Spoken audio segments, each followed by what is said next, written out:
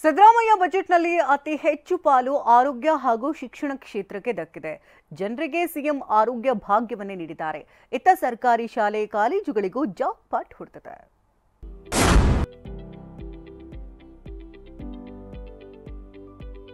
ವಿಶ್ವವಿದ್ಯಾನಿಲಯಗಳ ಘಟಕ ಕಾಲೇಜನ್ನು ಅವಶ್ಯವಿರುವ ಜಿಲ್ಲಾ ತಾಲೂಕು ಕೇಂದ್ರಗಳಲ್ಲಿ ಸ್ಥಾಪಿಸಲಾಗುವುದು. 350 ಕೋಟಿ ರೂಗಳ ವೆಚ್ಚದಲ್ಲಿ 25 ಪ್ರಾಥಮಿಕ ಆರೋಗ್ಯ ಕೇಂದ್ರಗಳನ್ನು ಸ್ಥಾಪಿಸಲಾಗುವುದು.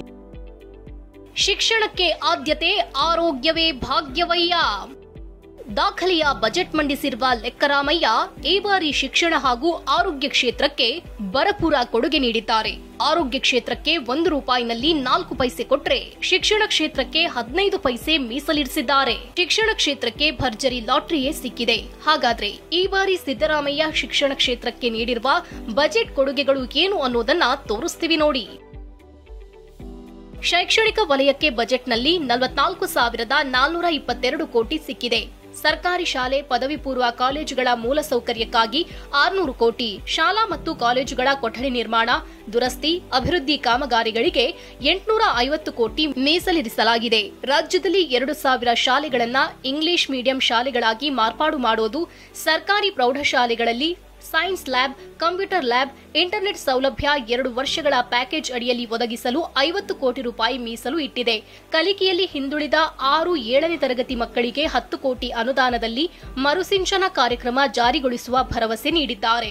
ರಾಜ್ಯದ ಸರ್ಕಾರಿ ಶಾಲೆಗಳು ಮತ್ತು ಪದವಿ ಪೂರ್ವ ಕಾಲೇಜುಗಳಲ್ಲಿ ಮೂಲಭೂತ ಸೌಕರ್ಯಗಳನ್ನು ನೀಡಲು ನಮ್ಮ ಸರ್ಕಾರ ಹೆಚ್ಚಿನ ಪ್ರಾಮುಖ್ಯತೆ ನೀಡಿದ್ದು 23-24ನೇ ಸಾಲಿನಲ್ಲಿ 600 ಕೋಟಿ ರೂಗಳನ್ನು ವೆಚ್ಚ ಮಾಡಲಾಗಿರುತ್ತದೆ.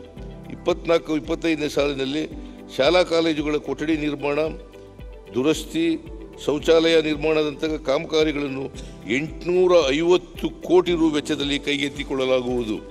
ಇನ್ನು 46,000 ಸರ್ಕಾರಿ ಶಾಲೆಗಳು, 1,234 ಪಿಯು ಕಾಲೇಜುಗಳಲ್ಲಿ ಉಚಿತ ವಿದ್ಯುತ್, ಶಿಕ್ಷಕರ ನೇಮಕಕ್ಕೆ ಕ್ರಮ ಕೈಗೊಳ್ಳುವುದಾಗಿ ತಿಳಿಸಿದ್ದಾರೆ.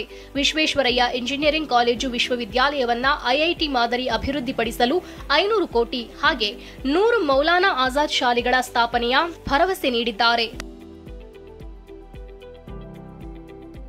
ಇನ್ನು ಜನರ ಆರೋಗ್ಯ ಕಾಪಾಡಲು ಏನೆಲ್ಲ ನೀಡಿದ್ದಾರೆ ಅನ್ನೋದನ್ನ ನೋಡೋದಾದ್ರೆ, ಆರೋಗ್ಯ ಮತ್ತು ಕುಟುಂಬ ಕಲ್ಯಾಣಕ್ಕಾಗಿ 15,145 ಕೋಟಿ ಮೀಸಲಿಟ್ಟಿದ್ದಾರೆ. ಪ್ರತಿ ಜಿಲ್ಲೆಗೆ ಕ್ರಿಟಿಕಲ್ ಕೇರ್ ಬ್ಲಾಕ್ ನಿರ್ಮಿಸಲು 187 ಕೋಟಿ, ಆನೇಕಲ್, ನೆಲಮಂಗಲ, ಹೊಸಕೋಟೆ, ಶೃಂಗೇರಿ ಸೇರಿ 7 ತಾಲೂಕುಗಳಲ್ಲಿ 100 ಹಾಸಿಗೆಯ ತಾಲೂಕು ಆಸ್ಪತ್ರೆಗಳ ನಿರ್ಮಾಣಕ್ಕೆ 280 ಕೋಟಿ, ವೈದ್ಯಕೀಯ ಕಾಲೇಜುಗಳ ನಿರ್ಮಾಣಕ್ಕೆ 400 ಕೋಟಿ, ಸೂಪರ್ ಸ್ಪೆಷಾಲಿಟಿ ಆಸ್ಪತ್ರೆ ನಿರ್ಮಾಣಕ್ಕೆ 130 ಕೋಟಿ ಅನುದಾನ ಪ್ರಕಟಿಸಿದ್ದಾರೆ. ಇನ್ನು ಮಹಿಳೆಯರ ಸ್ತನ ಕ್ಯಾನ್ಸರ್, ಗರ್ಭಕಂಠ ಚಿಕಿತ್ಸೆಗೆ 21 ಕೋಟಿ, ತೀವ್ರ ಹೃದ್ರೋಗ ಚಿಕಿತ್ಸೆಗೆಂದು 32 ಕೋಟಿ ಅನುದಾನವನ್ನ ಸಿಎಂ ಮೀಸಲಿರಿಸಿದ್ದಾರೆ. ಗ್ರಾಮೀಣ ಪ್ರದೇಶದ ಜನರಿಗೆ 24x7 ತುರ್ತು ಆರೋಗ್ಯ ಸೇವೆಯನ್ನು ನೀಡಲು ಮುಂದಿನ 2 ವರ್ಷಗಳಲ್ಲಿ 350 ಕೋಟಿ ರೂಗಳ ವೆಚ್ಚದಲ್ಲಿ 25 ಪ್ರಾಥಮಿಕ ಆರೋಗ್ಯ ಕೇಂದ್ರಗಳನ್ನು ಸಮುದಾಯ ಆರೋಗ್ಯ ಕೇಂದ್ರಗಳನ್ನಾಗಿ ಮೇಲ್ದರ್ಜೆಗೇರಿಸಲಾಗುವುದು.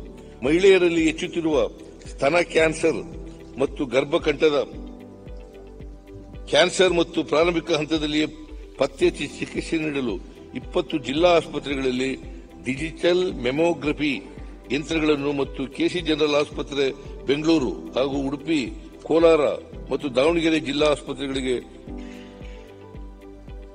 ಕಾಲ್ಪೋಸ್ಕೋಪಿ ಉಪಕರಣಗಳ ಖರೀದಿಗೆ ಒಟ್ಟಾರೆಯಾಗಿ 21 ಕೋಟಿ ರೂಗಳ ಅನುದಾನ ಒದಗಿಸಲಾಗುವುದು. ಹೀಗೆ ಶಿಕ್ಷಣ ಹಾಗೂ ಆರೋಗ್ಯ ಕ್ಷೇತ್ರಕ್ಕೆ ಬಜೆಟ್ನಲ್ಲಿ ಹೆಚ್ಚಿನ ಮನ್ನಣೆ ನೀಡಲಾಗಿದೆ. Bureau report, TV9.